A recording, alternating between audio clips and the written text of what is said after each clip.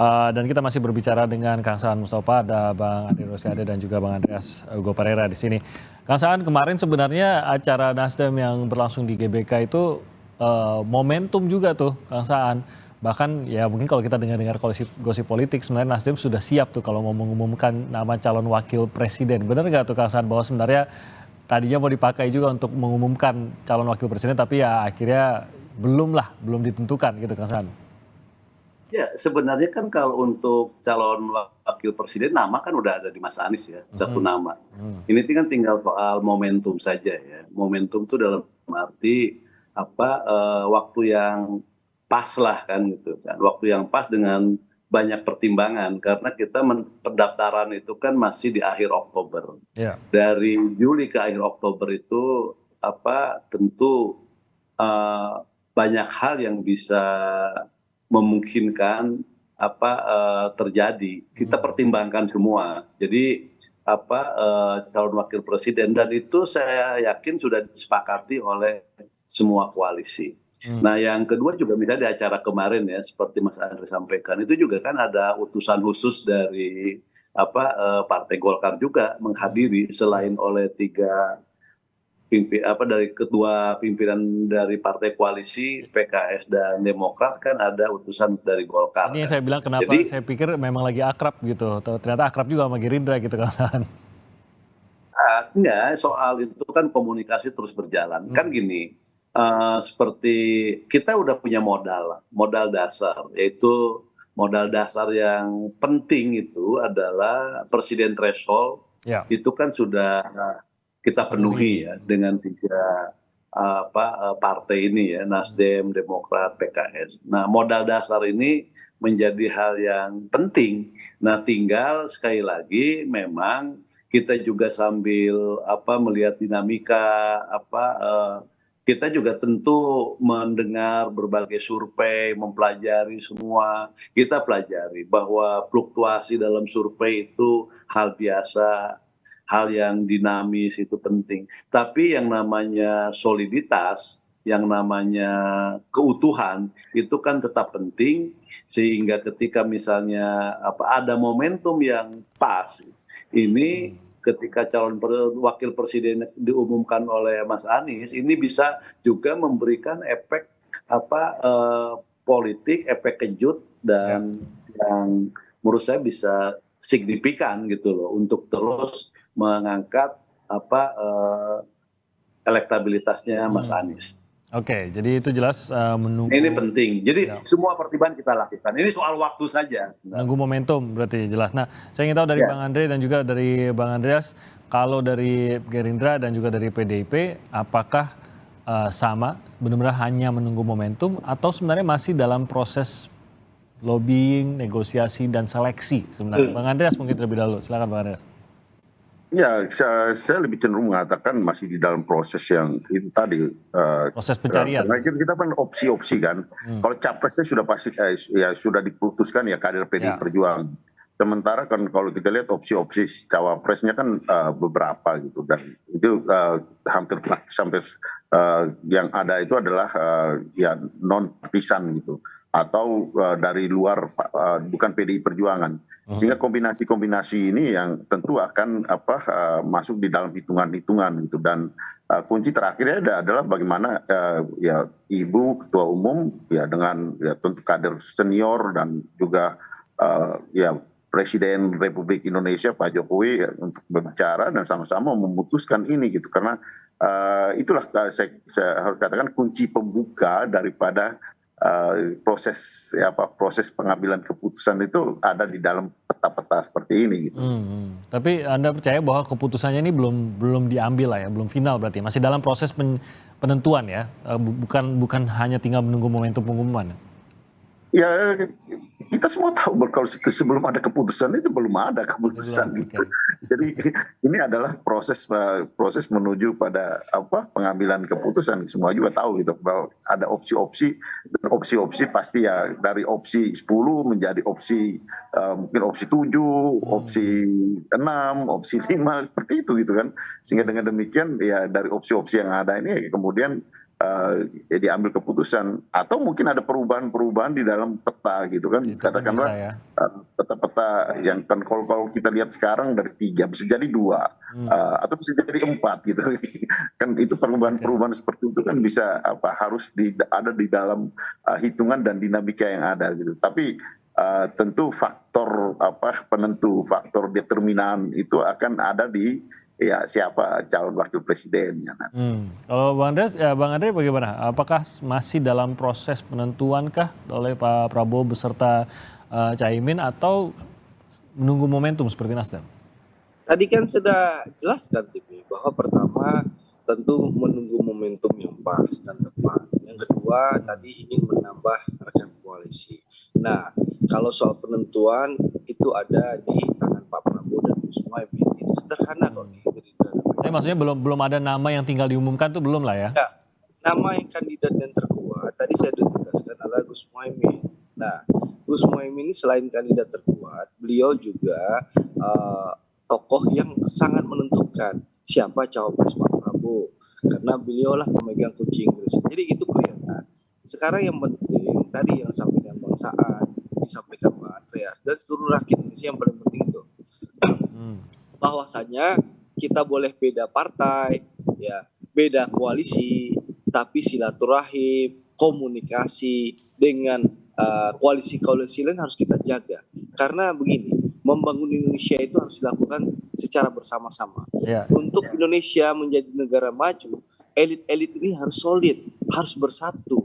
Nah, contoh Pak Prabowo mungkin sangat sulit, sangat pelik kalau PDIP akan berkoalisi di Gerindra, karena masing-masing sudah punya calon presiden. PDI punya calon presiden Mas Ganjar, kami calon presidennya Pak Prabowo. Tapi komunikasi terus dibuka. Insya Allah dalam waktu dekat Bu Mega dan Pak Prabowo akan bertemu, bersilaturahim. Nah, itu juga Pak Prabowo sudah bertemu dengan Bang Surya, Pak Prabowo ketemu dengan Pak SBY, Pak Prabowo ketemu dengan tokoh-tokoh partai lain. Meskipun kita beda koalisi, beda calon presiden. Ini yang paling penting, sehingga pemilu 2024, Timi, meskipun kita masih menunggu kepastian koalisi yang disampaikan judul Kompas, kepastian cawapres, tapi yang harus kita jaga, pemilu 2024 itu jauh dari polarisasi. Pemilu 2024 itu harus kita laksanakan dengan riang dan gembira. Itu yang diinginkan oleh Pak Prabowo, selalu berulang-ulang kali menyampaikan kepada kami agar memastikan pemilu 2024 ini dilaksanakan dengan riang dan gembira. Elit-elit ini harus terus bersatu, terus bersama-sama, meskipun kita berbeda pilihan. Karena apa? Dengan elit bangsa Indonesia ini bersatu, insya Allah Indonesia akan menjadi negara maju. Seperti itu, Timi. Itu juga penting. Di luar kita menunggu cawapres ini siapa. Tadi seperti digambarkan Kang Saan bahwa memang dalam politik ini seringkali menunggu momentum yang pas gitu. Pas ada waktu yang mungkin bisa memaksimalkan dampak dari sebuah pengumuman gitu, atau dari sebuah keputusan dan partai. Momentum yang pas itu, Timi, siapa tahu perkembangan dinamika terus berjalan, ternyata Pak Prabowo misalnya surveinya sudah tembus di atas 42-43%, lalu mungkin Mas Ganjar hanya 35-36%. Bisa saja akhirnya Prabowo Ganjar diusulkan. Oh, masih membuka itu ya? Kalau Mas Ganjar mau jadi calon wakil presidennya Pak Prabowo. Mungkin saya kasih Bang Andreas menanggapi kalau memang itu terjadi. Tapi ini mengandai-andai gitu ya. Ya kan tadi politik itu dinamis.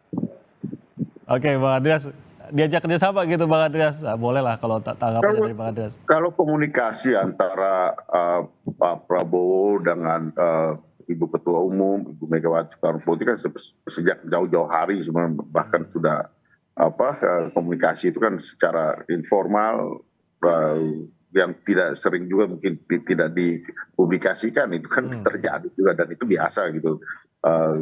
Nah sehingga ya soal peta pengambilan keputusan kan kita semua tahu bahwa itu di PDI Perjuangan itu ada di Ibu Ketua Umum, tentu berbicara dengan Pak Jokowi sebagai kader senior yang juga presiden, dan pembicaraan itu akan menentukan gitu akan sangat menentukan jalannya perjalanan ke depan. Itu juga bukan hanya menentukan di dalam PDI Perjuangan, tapi juga bisa jadi menentukan bagaimana komposisi di luar gitu. Nah, saya kira itu yang akan kita lihat dalam perkembangan nanti. Gitu. Oke, ini curiganya justru pengumuman semua partai ngumuminnya di 17 Agustus nih, karena menjelang Agustus, jadi harus cari waktu yang tepat. Kita lihat siapa yang kira-kira mengumumkan di 17 Agustus. Mungkin Nasdem biasanya cepat nih kalau ngumumin calon atau pengumuman keputusan biasanya cepat.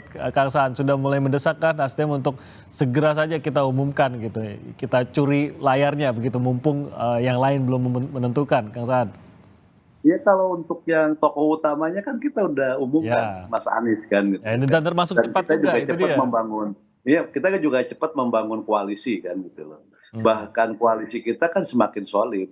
Dan kita juga tidak pernah mengekang koalisi untuk berkomunikasi dengan partai lain. Karena kita saling percaya satu sama yang lain. Jadi satu hal yang dibangun koalisi di perubahan ini, Nasdem, Demokrat, PKS itu adalah kebersamaan yang dibingkai atas saling kepercayaan. Sehingga apapun yang dilakukan oleh mitra koalisi yang lain, komunikasi satu dengan yang lain, tapi kita percaya bahwa mereka punya komitmen yang kuat untuk tetap membuat koalisi ini solid dan tetap membuat koalisi ini utuh. Dan itulah menjadi dasar dari koalisi yang kita bangun.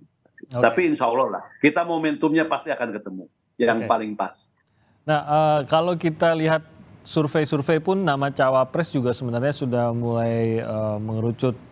Beberapa nama kita tahu juga sudah mulai diajukan kepada para calon presiden masing-masing.